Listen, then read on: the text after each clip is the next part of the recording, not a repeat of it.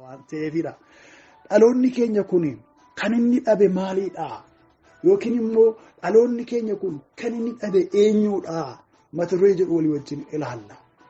Dhaloonni nuyi amma keessa jirru kun jenereeshiniin ammaa kun maal dhabee? Waan ta'e dhabee jira. Waa itti hanqateera, waa barbaadaa jira. Garuu maalidha? Wanti inni barbaadu sana barreerraa adda baafneerraa lafa dheebuu dhaloota kanaadhaa lafa gaaffii dhaloonni kun gaafachaa jiru adda baafanneerraa calalleerraa isa jedhu gaaffiidhaan jalqabna jechuudha. Barnooti gaa yeroo baay'ee gaaffiidhaan yoo jalqabeedha kan inni caalaatti namaa galu.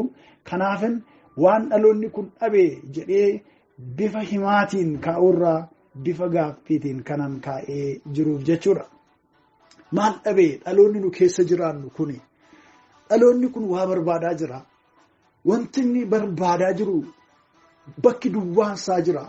Utuu kunnaa guute, utuu kunnaaf argame jedhee kan inni gaafachaa jiru dhaloota gaaffii baatee deemu keessa jirra.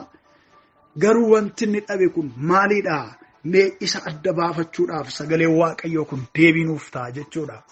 Sagaleen kun tajaajiltootaafis, geggeessitoota waldaa kiristaanaatiifis, amantoota warruma gaafficha gaafatan dhalootichaafis ergaa bu'uuraaf barbaachisaadha. Kanaaf akkasin xiyyeeffannoo guddaadhaan hordoftan jaalala gooftaatiin isin jajjabeessa. Amma danda'ametti har'a karaa adda addaatiin sagalee hedduu qabaachuu waan dandeessanii fi as keessa kan darbu sagalee baay'ee waan jiruu fi gaggabaabsiitan dhiyeessuu yaala. Si'a tokkottis waan hin xumurreef firoota koo. Egaa inni jalqabaa dhaloonni keenya kun maal dhabee? Kan inni dhabe maalidha? Gaaffii jedhuu fi inni jalqabaa deebiinsaa gaaffii isaaf deebii kan ta'uuf dhabe. Dhaloonni nu keessa jirru wajjiniin hojii Waaqayyoo hojjechaa jirru, dhaloonni nu keessa addunyaa tokkorra walii wajjin jiraachaa jirru kun kan inni dhabe, kan inni barbaadaa jiru maalidha isa jedhuu fi inni jalqabaa gaaffii isaatii fi deebii kan ta'uuf dhabe. Sagalee Waaqayyoo isa duraa Saamu'eel boqonnaa 9 lakkoofsa 20 akkana jedha. Harroonni guyyaa 3 fuula dura badanii turanii argamaniiruuti hin yaadda'in. Israa'eloonni siif sanyii abbaa keetii malee eenyuun barbaadu jedhan. Hiikni inni kan abbaa gammachiisi. Kajeellaan Israa'el siif mana abbaa keetii irratti mitiire jedha. Inni kun immoo maal jedha? Israa'eloonni siif sanyii abbaa keetii malee eenyuun barbaadu jedha. Waaqayyootu garbicha isaa Saamu'eel keessaan goreetu nama Waaqayyoo Saa'ol mootii Israa'el isa jalqabaa irratti sagalee kana dubbata. Seenaansa akkana ture. Biyya Israa'el keessa sanyii Biiniyaamin keessaa nama Qiish jedhamu tokkotu ture. Qiish kun abbaa Saa'ol mootii Israa'el isa jalqabaa ture. Horiin duraa badde. Horiin badde kun harreedha. Horii duraa badde utuu barbaadanii, utuu karaa deemanii, guyyaa 3 guutanii, dadhabanii, gara manaatti abdii kutanii deebi'uudhaaf ka'an. Eenyu? Saa'olii fi namni Saa'olii wajjiniin manaa ba'ee horii kana barbaadaa jiru jechuudha. Haa ta'u malee barbaadanii abdii kutatanii deebiin fuulduraa waa tokko yaadan. Nama isaa wajjin jirutu yaada kana kaaseef. Biyya kana keessa ilaaltuun tokko jira. Ilaaltuu jechuun raajii jechuudha yeroo sanatti. Ilaaltuun tokko jira. Inni kallattii nu irra deemnu nutti himuu danda'a. Kanaaf mee kottu dhannee gaafannaa yaada jedhu Naa'oon isaa wajjin deemu tokko isa gaafate. Saa'olis sagalee isaa dhaga'ee gara Saamu'eel deeme. Saamu'eel bira yeroo dhaqani Saamu'eel immoo simannaa guddaa godheef. Iddoo gaarii isaan bulche. Iddoo gaarii isaanii kennee nyaata gaarii isaanii dhiyeesse. Isa jalqabaa akkanattiin jedhe akka isaan hin yaaddoonneef. Ammasin waa'ee harrootaa guyyaa sadii fuuldura badanii sana yaaddaa jirtu miti. Harroonni sun argamaniiruuti. Isa sammuu keessaa balleessaa. Amma mee Saa'ol Israa'el siif sanyii abbaa keetii malee eenyuun barbaadu? Gaaffiin Israa'el gaafachaa jiru. Gaaffiin Israa'el iyyee boo'ee gaafachaa jiru siif sanyii abbaa keetiidha. Mee ati waan xiqqoo barbaaduu dhiisi. Waaqayyo waan guddaadhaaf si barbaadaa jira ittiin jedha. Kana jechuun yeroo sana keessa Israa'eloonni mootii hin qaban. Yeroo sana keessa Israa'eloonni abboota firdiitiin bulu turan. Maleessaatii mootii ta'ee kan isaan geggeessuu hin qaban turan. Kadhannaan ijoollee Israa'el, gaaffiin ijoollee Israa'el garuu geggeessaa isaan hoogganu ture. Geggeessaan isaan hoogganu garuu ofii isaatiiyyuu waan biraa waan xiqqoo barbaaduudhaaf baddaa bu'ee, gammoojjii bu'ee, gaara bu'ee, dachaa bu'ee jooraa'eera. Waaqayyo immoo ajandaa guddaadhaaf, akeeka guddaadhaaf isa barbaada. Namoota Waaqayyoo isin maal barbaaddu laata? Tarii jireenya lafarraa kan irratti colorful ta'e, jireenya babbareedaa, jireenya mimmiidhagaa, jireenya ija namaatti tolu, waan irra duwwaa mul'atu barbaaduudhaaf jooraa jirtu ta'a. Isin ajandaa mataa keessaniitiif joortu ta'a. Ajandaa dhuunfaa keessanii kan yeroo gabaabaatti deebi'uu danda'uutii fi fuula Waaqayyoo dura dhuftan ta'uu danda'a. Waaqayyo garuu dhimma guddaadhaaf isin barbaadaa jira. Gaaffii dhalootaa karaa keessan deebisuudhaaf, imimmaan dhalootaa karaa keessan haquudhaaf Waaqayyo isin barbaadaa jira ta'a. Namni Waaqayyoodhaa harree barbaaduudhaaf olii gadi jooraa. Israa'eliif deebii kan ta'u garuu gola isaa jira. Isadha. Isumatu Israa'eliif deebii ta'aa ture. Dhaloonni nuyi irra tajaajillu, dhaloonni irra nuyi keessa jiraannu, addunyaan irraa kun gaaffii qaba. Keessumaa yeroo baay'ee yeroon kaartaa ilaalu, ardii Afrikaa kana yeroon ilaalu, siilii humti isheeyyuu mallattoo gaaffii fakkaatti. Gararraa kaaba Afrikaa kanarraa kaasee gaanfa Afrikaa yoo ilaaltan, achi lixa Afrikaa yoo ilaaltan, gara gadiitti immoo hamma Saawuz Afrikaatti yoo ilaaltan, mallattoo gaaffii fakkaatteerti.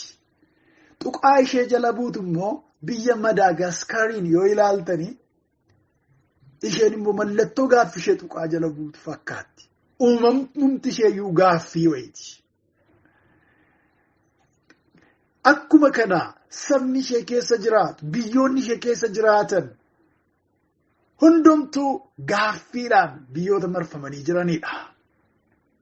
Warroota waldaa kiristaanaa keessa jiran dabalatee dhaloota gaaffii gaafatee deebii barbaadudha. Dhaloonni keenya irraa gaaffii akkam akkamii gaafataa? Gaaffii jireenyaa gaafataa. Jiraachuudhaaf akkamittiin jiraadhu? Jireenyi maali? Hiikaan jireenyaa maali? Hiikaan jireenyaa harkaa badeera. Foormulaan jireenyaa harkaa badeera. Akkaataan jireenyaa harkaa badeera. Adeemsi jireenyaa harkaa badeera. Akkamittiin jireenya itti fufsiisa? Du'inatti dhiyaateera. Maalummaan koo namaan galu kan jedhu gaaffii jireenyaa baatee jira. Jiraachuudhaaf gaaffiidhaan marfamee deddeebi'a. Inni kan biraan gaaffii fayyinaati. Dhibee hafuuraaf, dhibee fooniitti fayyuudhaaf. Gaaffiin fayyinaa sammuu dhalootaa keessaa guutee jira. Dhaloota gaaffii isaatiif deebii barbaadu. Inni kan biraan gaaffii guddinaati. Hamma ta'e yaalee, hamma ta'e carraaqee, hamma ta'e tarkaanfateetu akkamittiin guddadhaa? Eessaan baheen guddadhaa? Jireenyi koo akkamittiin milkaa'uu danda'a laata? Gaaffii guddinaa gaafata. Inni sadarkaa gadiirra jiru, inni sadarkaa inni hojii hin qabne, hojii qabachuudhaaf, inni hojii qabate, hojii isaa guddifachuudhaaf, inni miindaa xiqqoo qabu, miindaa isaa guddifachuudhaaf, inni sadarkaa xiqqoo qabu, sadarkaa isaa guddifachuu gaaffii qaba. Gaaffii baatee deema. Inni kan biraan gaaffii walabummaati. Gaaffii firiideemiiti. Gaaffii bilisummaati. Akkamittiin walaba ba'a? Hidhaan irra jira. Xaxaan irra jira. Gama siyaasaatiin, gama hafuuraatiin, gama jireenya hawaasummaatiin hidhameen jira. Eessaananii walaba ba'a kan jedhu gaaffii gaafata. Gaaffii akkasii keessa taa'eetu deddeebi'a. Gaaffiin kan biraan gaaffii geggeessaati. Geggeessaa sirrii hin arganne, kan na hoogganu hin arganne, kan na bulchu hin arganne, ani tikeen dhabe jedhee boo'a. Eessaa akka biyyaatti gaaffii geggeessaa gaafata. Akka waldaa kiristiyaanaatti gaaffii geggeessaa gaafata. Akka onlaayiniitti gaaffii geggeessaa gaafata. Eenyuun nu geggeessa? Abbaa dhabne, tiksee dhabne, kan nu obaasu dhabne, kan nu oolchu dhabne, kan yeeyyiirraa nu tiksu dhabne kan jedhu gaaffii baatee deema dhaloonni kun. Dhaloonni keenya kun kan inni dhabe maalidha? Maalidha? Gaaffii isaatiif deebii kan ta'u dhabe firoota koo. Eenyuudha? As keessaa dhaloota kanaaf ani deebii qabadheen jira. Deebiin ta'aaf fedhee kan dhufe dhaloota gaaffii jireenyaa gaafatuu fi deebiin ta'aaf kan jedhu Yesuus isa jireenya ta'e fuudhee itti deeme. Gaaffii fayyinan dhabee dhaloota jechaa jiru qoricha fuudhee kan itti deemu as keessaa nu gidduudha. Namni dubbii kana dhagahaadhu tokko eenyuudha? Eenyuudha? Dhaloota kana keessaa guddina warra gaafatanii fi ani sadarkaa guddinaan ta'a. Sadarkaa guddinaan dabalaa fi dhaloota kanan guddisa abbaan ta'a kan jedhu kunuunsituun ta'a kan jedhu eenyuudha? Dhalootichi gaaffii keessa jira. Kanneen xaxaa keessa jiranii fi kanneen walabummaa barbaadanii fi kanneen geggeessaa barbaadanii fi deebiin ta'a kan jedhu eenyuudha? Kajeellaan Israa'el siif mana abbaa keerraa jedha dubbii Waaqayyoo. Siif sanyii kee barbaadaa jira dhaloonni kun jedha dubbii Waaqayyoo dubbifanne firoota koo. Ati qoricha baattee, ati dhalootaaf deebii waan ta'u baattee teessa ta'a. Ati dhalootaaf waan furmaata ta'u baattee teessa ta'a. Dhalootichi gaaffii keessa jira. Kanaaf dhaloonni keenya kun waa dhabee jira, waa barbaadaa jira, waa attirratee jira. Kan inni dhabe ni jalqaba waldaa kiristiyaanaa keessaa kan inni dhabe, biyya lafaa keessaa kan inni dhabe. Gaaffii isaatiif deebii kan ta'u dhabe. Caalaattuu kan gaaffii irratti uuman akka inni guungumu kan godhan akka isaan caalaatti gaaffii keessa galan kan godhu, xaxaa keessa kan galan kan godhu, konfiyuuzhinii keessa kan galan kan godhu malee furmaata kan ta'uuf argachaa hin jiru dhaloonni kun firoota koo. Inni lammaffaani dhaloonni kun kan inni dhabe maalidha? Yookiis eenyuun dhabe? Nama akkamiitu dhabame? Dhaloota kanaaf dhalootichi immoo nama akkamii iyyaafachaa jira? Isa jedhuuf ni jalqaba. Inni lammaffaan immoo ta'ee kan taasisu dhabe. Ta'ee kan taasisu, ta'anii taasisu. Utuu hin ta'iniin ta'aa kan jedhu utuu hin taane ofii isaatii ta'ee akka ta'e sana immoo kan biraa kan taasisu isa akkasii dhabe dhaloonni keenya kun firoota koo. Sagalee Waaqayyoo keessaan dubbisaa. Isin lakkoofsa itti aanus dubbifadhaa. Ani garuu ragaadhumaafan kutaa tokko isinii dubbisaa. Roomaa boqonnaa 2 lakkoofsa 21 irraa akkana jedha. Ergaa Phaawulos gara warra Roomaatti erge boqonnaa 2 lakkoofsa 21 irraa akkana jedha. Yoo akkas ta'e immoo ati warra kan biraa kan barsiiftu ofii kee immoo hin barsiiftu. Hinatin jettee utuma lallabduu ofii keetii immoo hinatta miti jedha sagalee Waaqayyoo. Maal jedha? Yoo akkas ta'e immoo ati warra kaan kan barsiiftu ofii kee immoo hin barsiiftuu. Inni itti barsiiftu barumsi kun siin ilaallatu. Nama kan biraatti yeroo gaafa lallabdu lallabi kee bareedaan suni hinatin jedha. Garuu ati ofii kee hinatta. Lakkoofsi 22 tufe hin ejjin jettee barsiifta. Ofii kee immoo hin ejjita. Xuraa'ummaa keessa jirta. Waaqa tolfamaa jala jirta. Galma isaa keessa jirta. Hedheetu ufee dubbata. Warra kaanoo hin barsiifta. Warra kaan ittoon lallabda. Dubbiin kun si bira ga'e sirratti maaf hin hojjenne? Jedheetu gaaffiidhaan dubbata Phaawulos. Dhalootichi eenyuun dhabe yoo jettanii Inni lammaffaan qabxii ijoon dhalooti keenya ara waldaa kiristaanaa keessa barbaadee dhabe. Guddiseewwan hafuuraa gidduu barbaadee kan inni dhabe. Nama ta'ee taasisu. Nama lallabu hin dhabne. Waaqayyoof galatu lallabdoonni nuu baay'eedha. Nama faarfatu hin dhabne. Faarfattoonni sadarkaa onlaayinii irratti faarfatan sadarkaa fees tu feesii lafa irratti faarfatan guutanii jiru. Waaqayyoof galatu nutti hin himne afurri waaqayyoo. Namoota geggeessan hin dhabne waldaan tokkoyyuu jaarsolii 7 sanaa ol qabdi. Geggeessitoonni guutanii jiru. Namoota waltajjii irra dhaabbatan hin dhabne waltajjii irra guutanii kan jiranii tajaajiltoota hedduu qabdi. Eenyuun dhabdere dhaloonni kun nama ta'ee taasisu, nama jiraatee jiraachisu, nama hojjetee hojjechiisu, nama ta'ee taasisu dhabde. Ta'ee taasisu gaafa jennu fakkeenyaaf maal jechuu fayyadha? 2 jettanii qabachuu dandeessu, 2 jalattis qabxii itti laattanii barreeffachuu dandeessu bifa barumsaatiin waan isin dhiyeessuu fi isin yaadannoo qabachuudhaaf ni dandeessu. Ta'ee kan taasisuu jalatti ta'ee taasisuu maal faa isa jedhuufi nyaatee kan nyaachisu dhabe dhaloonni kun. Nama nyaatee nyaachisu. Calluma jedhee nama dhaabatee nyaadhaa nyaachuu qabdu nyaata isin barbaachisa nyaachuu qabdu agabuutuu hin taa'uun qabdanii du'uun qabdanii hoo nyaadhaa jedhee nama nyaata dhiyeessuuf utuu hin taane ofii isaatii nyaatee akka itti nyaatan ilaalchisee namoota kan biraa immoo kan nyaachisu dhabe dhaloonni kun. Namni nyaatee nyaachise tokko hojii ergamootaa boqonnaa 27 lakkoofsa 33 hanga 36tti kan jiru dubbifadhaa. Ani lakkoofsa 35-36 isiniif dubbisa.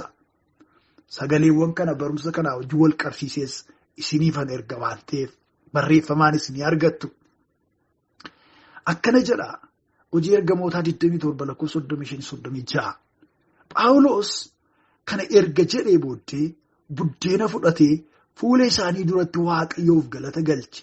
Buddeenichas cabsatee nyaachuu jalqabe. Isa irratti hundumti isaanii jajjabaatanii ofuma isaaniitiiyyuu nyaata nyaatanidha. Galanni waaqayyoof haa ta'u. Namoonni kun guyyaa 14 nyaata malee namoota ta'anidha. Galaanarra waan turaniif fi yeroon isaa yeroo du'ii isaanitti dhiyaateef yeroo yaaddessaa ture. Yeroo isaanitti jireenyi seechi jiraachuu hin dandeenyu. Hinduuna maal godha nyaachuun dhumneerra ooti jedhanii abdii kutannaarraa kan ka'e nyaata lagatan ture. Namni waaqayyoodhaa Phaawulos immoo qabameetu seeraan to'atamee gara Roomaatti geeffamaa jira isaan gidduu ture. Gaafa guyyaa 14 guutu namni harkatti agabuu ta'ee dhumuudhaaf jedhu Phaawulos ka'ee dubbate lakkoofsa 33 kaasnee ilaala. Jaranana jabaachuudhaaf iyyuu nyaachuutu isinirra jira. Jiraachuudhaaf iyyuu nyaachuu qabdu turtanii. Kanaaf nyaata nyaadhaa jedheetu akka nama lakkoofsa 35 irraa kaasee dubbise fuula isaanii duratti nyaata dhiyeeffatee waaqayyoof galata galche cabsatee nyaate.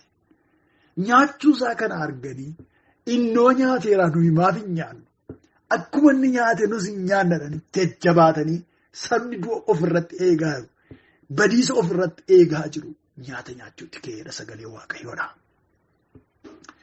Nuun ijoollee waaqayyoodhaa warra ergaa jireenyaa labsanidha. Warra ergaa itti fufnee deemnaa labsanidha malee ergaa mujujjii, ergaa badiisaa, ergaa asitti rafaa, asitti cabaa warra lallaban miti. Maalidha ree? Ni ceenaa hangoo waaqayyoo. Jireenyi jira, abdiin jira. Lafa kana irratti waaqa irratti abdiin jira jedhanii warra labsanidha. Isa kanaadha Phaawulos kan inni labsee itti milkaa'e. Inni kan biraan immoo bara kana keessaa hiikni inni kan biraan kutaa kanaa immoo namoonni bara kana keessaa utuu ofii isaaniitti dubbii waaqayyoodhaa hin nyaatin dhaloota nyaachisuu barbaadu. Ofii isaaniitiyyuu agabuu jiru. Ofii isaaniitiyyuu gaggaboodha. Ofii isaaniitiyyuu beela'oodha. Nama isaan gurshu barbaadu ganaa. Nama aannan isaanitti qabu barbaadu ganaa. Ganaa nama waan nyaata lallaafaa, nyaata gara jalqabaa, nyaata ijoollee mucooleef ta'u isaan nyaachisu isaan barbaachisa. Haa ta'u malee nama kan biraa immoo nyaachifneedhaan yeroo isaan maaddii dhiyeessan argina. Hin lallabneedhaan yeroo isaan achi kaatan. Waltajjii irratti kanatu lallaba maleessaa yeroo jedhan Waa isaan harkan jiru. Wanti isaan dhaloota nyaachisan garuu anatu lallaba. Ana barsiisa. Waldaan kun nama guddistu. Waldaan kun gadi nama qabdi. Waldaan kun gadi namarra teessi. Ani dhaloota kana tajaajiluu nan danda'an ture. Dhaloota kana ani barsiisuu nan danda'an ture. Otuun kee dhaloota kana barsiise waldaan kun hin jijjiiramti. Barumsa gurguddaan harka jira. Gaafa isin immoo waaqayyo nama nuu kaasee nama arganne jettanii waltajjii laattaniif garuu kutaa macaafaa tokko sirriitti hiikuu hin danda'an. Kutaa macaafaa tokko garanni sirriitti konteekistiin ittiin caafame adda baasanii dhalootatti himuu hin danda'an. Sababiin isaa hin nyaanne waan ta'eef ofii isaaniitiyyuu agabuu jiru waan ta'eef lallabatti isaan marare malee dubbii waaqayyoo gadi ta'anii hin baranne. Dubbii waaqayyootiin of hin ijaarre, dubbii waaqayyoo gad ta'anii hin qayyabanne, hin dubbisne ittiin jireenya isaanii hin ilaalle. Kanaaf maalidha jechuudha jireenyi isaanii? Beelaadha ofiiyyuu ganaa nyaachuu qabu. Ofumaa xiksii tokko dubbisanii ishee gaafa konfiraansii irratti dhaga'an tokko akka namichaatti dubbanna jedhanii yeroo isaan achi bu'anii as bu'anii ofumaa yeroo guban seenaa jireenya isaanii yeroo isaan haasa'an bara akkasii akkas godhee gaaf tokko konfiraansii akkasii irratti akkas godhee seenaa akkasii hojjedhee ani nama cimaadha. Kana utuu lallabanii waa'ee namaa utuu lallabanii daqiiqaan isaaniif kennamte dhumti. Maaliif beela'oodha ka ofii of harkaan qabanii maal nyaatanii nama nyaachisu. Nyaatanii waan hin jirreef waan nama nyaachisanii qabanii. Dubbiin waaqayyoo nyaatama. Hin minyaa'a. Edda nyaatanii booddeedha kan dhalootatti himan. Ermiyaas faan, Hisqeel faan dubbii waaqayyoo kana akka buddeenitti nyaatanii isaanitti minyaa'eet.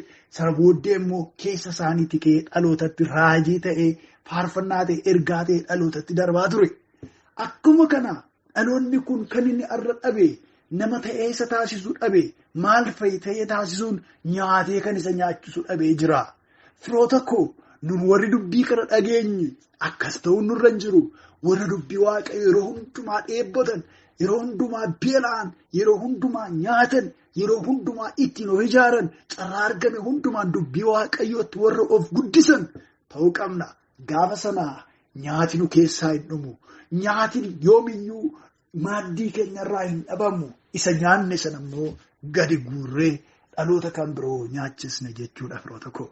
Waaqayyo inni jiraataan ayyaana isaatiin nu gargaaru. Dhaloonni kun inni kan biraa kan inni dhabe maal fa'i isa jedhuufi ta'ee kan taasisu jalatti jechuudha. Ta'ee kan taasisu maal faa ta'ee taasisuu dhabe isa jedhuufi ol seenee kan ol galchuu dhabe. Nyaatee kan nyaachisuu ilaalleera hiika isaa wajjiniin. Inni kan biraan immoo ol seenee isa kan biraan immoo kan ol galchu kan ol seensisu dhabe. Ofii isaatiifis ol hin seenu seenee manicha keessa waan jiru hin agarre. Ol seenee immoo waan gaarii manicha keessa jiru argee nooraa kottaa waan gaarii jira hin jedhu maal godhare balbala cufee dhaabbata. Balbalarra dhaabbatee anis ol hin galu atis ol hin galtu jedhee balbala qabatee dhaloota dhaabbatutu jira. Maleessaa warra kaaniin waliin galchu. Warra kaaniitti gufuu kan ta'u. Warra kaaniin mana waaqayyoo keessaa kan gadi ari'u. Warra kaaniin jireenya, warra kaaniin mana waaqayyoo jibbisiisu jiraachuu malee ofii isaatii mana waaqayyootti seene. Gaarummaa mana waaqayyoo keessa jiru mi'eeffatu dhaloonni kun.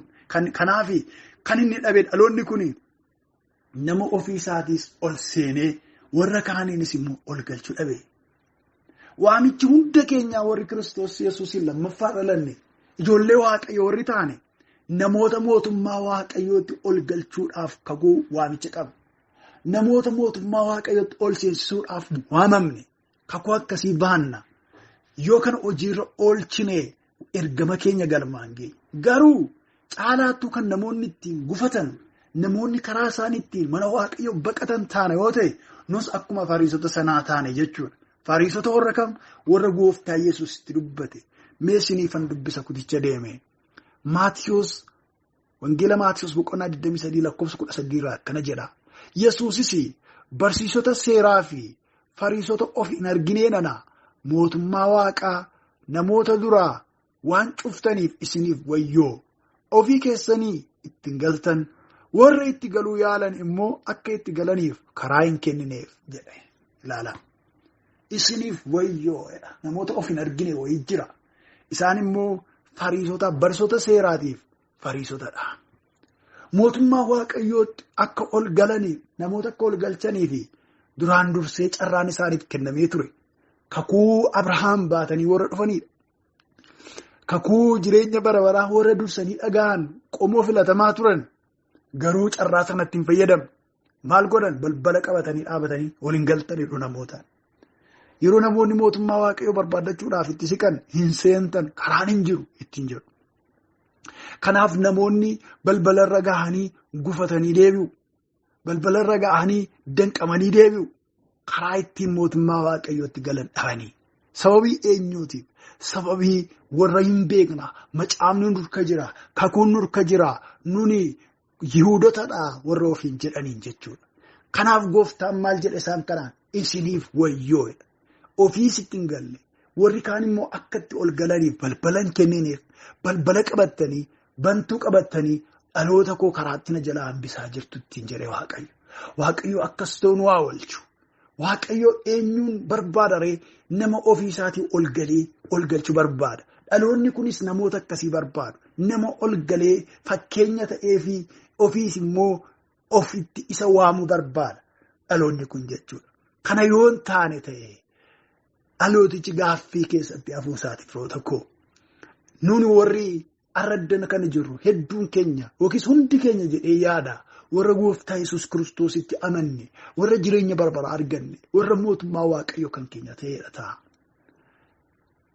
Egaan hunduma keenya harkaa furtuun mootummaa waaqaa nutti kennameera. Lubbuu haaraa tokko mootummaa waaqayyootti akka galchinuuf nuuf kennameera.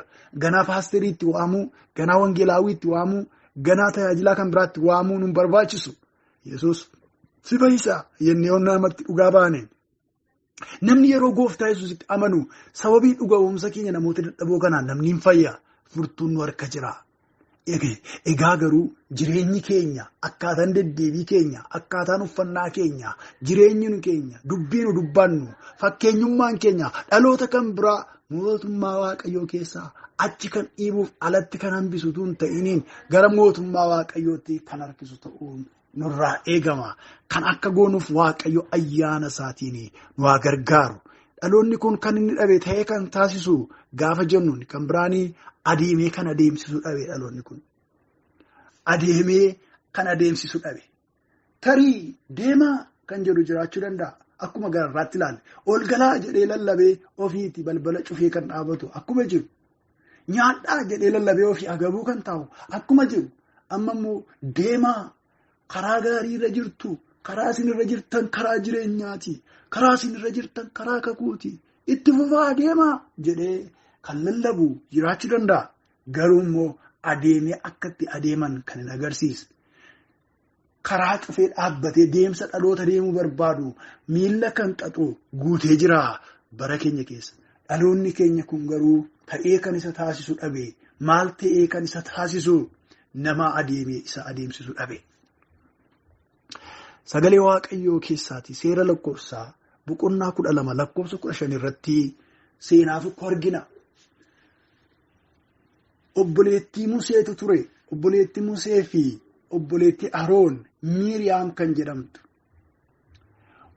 Obboleettiin isaanii kun gaaf tokko Aroon faa waliin walii galanii Musee irratti ka'an. Miiriyaam dhimma kana qindeessite. Jabduu turte. Umuriidhaanis Musee faan hangafti turte. Garuu sababii waaqayyo Museetti dubbatuuf kallattiidhaan wajjin haasa'uuf hinaaffaan itti ka'ee dadhabina Musee lakkaanii Musee irratti dubbatan. Isa booddee waaqayyo nama gara laafessaa akkasii addunyaarraa hin qabu jedhee Museedhaaf falmeetu ishee immoo lamxiidhaan rukute. Lamxiidhaan gaafa lamxooftu Israa'eliin gidduu jiraachuu waan hin dandeenyeef iddoo buufataa dudduuba akka turtu godhame guyyaa 7. Kun immoo seerumaa waaqayyoo ijoollee Israa'eliif kenneedha. Namni dhukkuba lamxiitiin yoo rukutame sababa cubbuutiif adaba waan ta'eef saba gidduu taa'uu hin danda'u. Saba dudduuba gara duubaattuu dhaqee kaa'ama jechuudha. Isa booddee guyyaan isaa 7 edda xumurame booddee dhufee sabatti dabalama. Miiriyaam isheen akkas goote kun geggeessituu ijoollee Israa'el. Geggeessituu sabaati. Geggeessituu saba kakuuti. Geggeessituu saba gara biyya kakuutti deemaa jiru turte. Isheen sababii isheen jallina gooteef lamxiin ishee rukuteef balbala dudduuba yookiin dunkaana dudduuba iddoo buufataa ijoollee Israa'eliin dudduuba turte. Sagaleen Waaqayyoo lakkoofsa 15 irratti akkas jedha. Kana irratti seera lakkoofsa 12 jechuu kooti. Kana irratti Miiriyaam guyyaa 7 iddoo buufataa sana duuba turte. Hamma Miiriyaam deebitee iddoo buufataatti ol galtutti sabni achii ka'ee hin adeemne jedha. Ilaa wanti nama gaddisiisu kanadha. Hamma maalitti jedha? Hamma Miiriyaam deebitee iddoo buufataatti ol galtutti sabni achii ka'ee hin adeemnedha. Eenyudha kan deemsa kana guyyaa 7 lafa onaa keessa dhaabe? Cubbuu Miiriyaam hojjette. Adaba isheen adabamtetu sabas qabe. Geggeessitoonni keessumaa of eeggannu. Warri saba Waaqayyoo dura buunu of eeggannu. Warri ijoollee Waaqayyoo tajaajilu of eeggannu.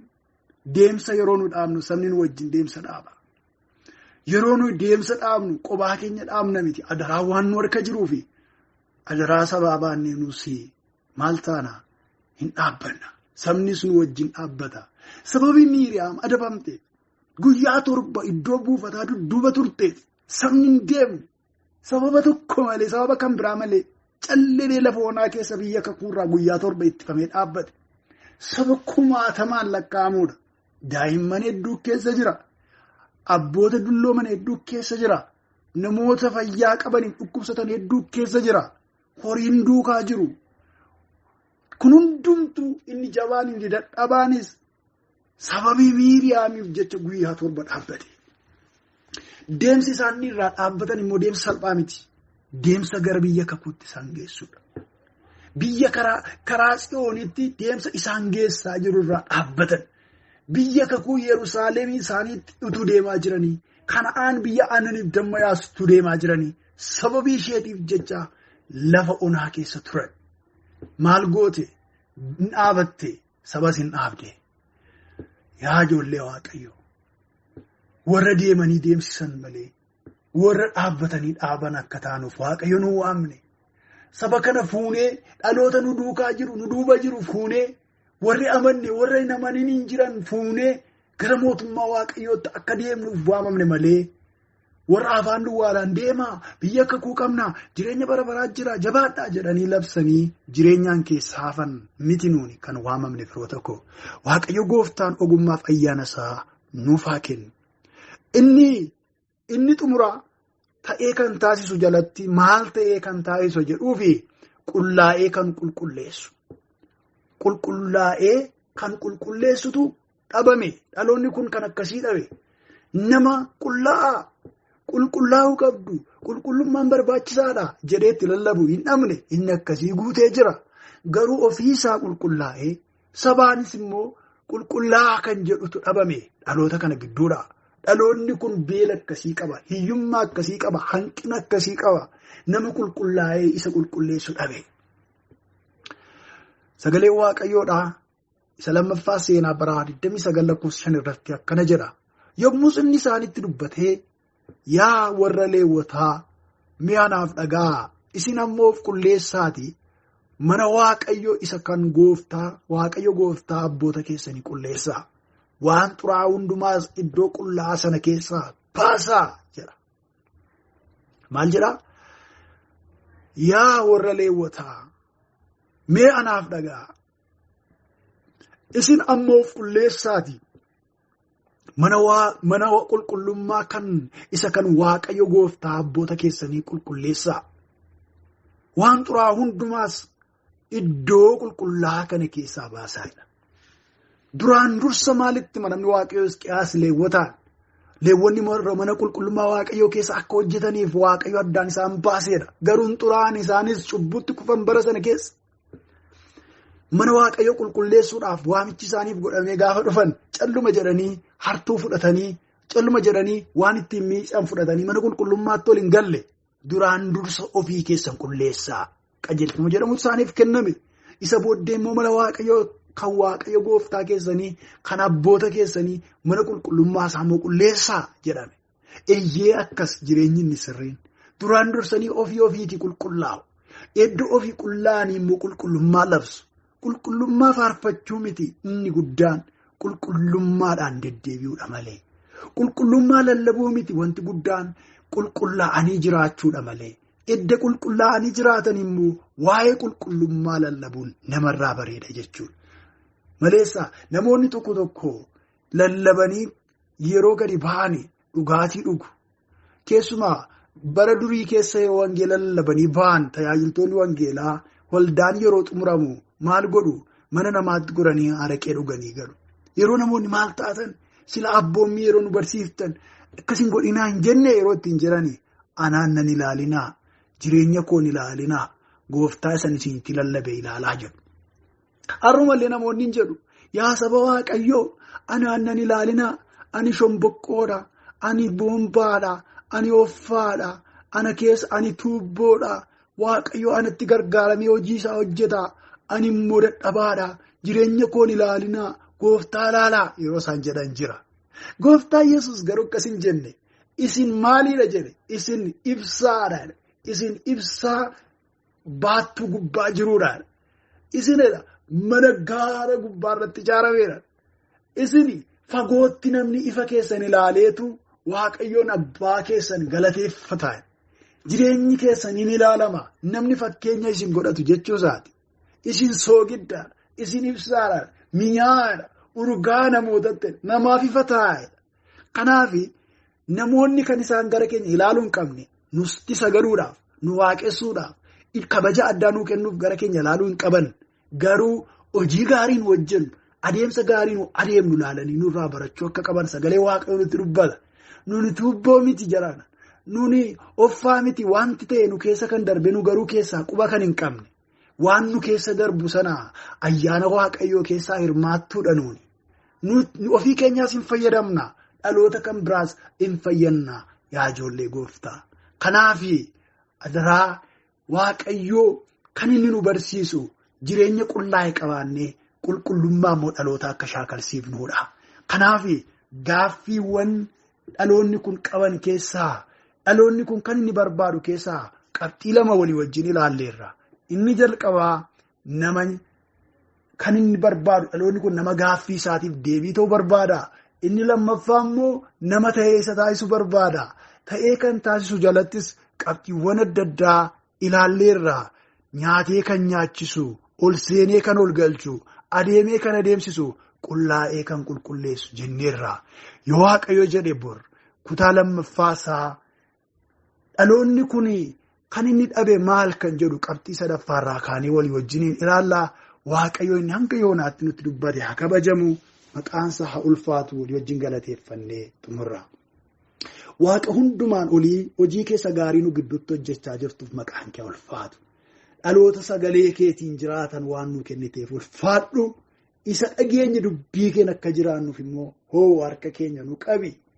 Dhaloota kanaaf deebii akka taanu. Gaafa dhaloonni kun gaaffii gaafatu ilaaha waaqayyo deebii dhaloota kanaa ta'ee ka'uudhaaf asansiif jira. Karaa koo dhaloota kanaaf deebii ta'i warra jedhan akka taanuuf namoota dubbiin kun darbee isaan qaqqabe hundumaa gargaari. Dhugaa kanaan jabeessi haareessi anas gargaari. Konfiraansii keenya sa'aatii irratti ulfaadhu. Dhugumaan waaqa dabalii nuuf irratti fayyi. Ayyaanni kee haalota keenya nuuf hawala qixxeessu. Kana waan gooteef bara baraan kabajami maqaa gooftaa Yesuusiin ameen. Waaqayyo isin haa eebbisu yeroo nuu kenneef maqaansa haa ulfaatu. Kutaa ittaanu yeroo biraa laallaa waaqayyo gooftaan isin wajjin ta'uu nagaadhaan turaa sagalee waaqayyo kana dhaggeeffattanii dhaloota kan biroofis qooduu nu dandeessu. Waaqayyo isin wajjin haa ta'u.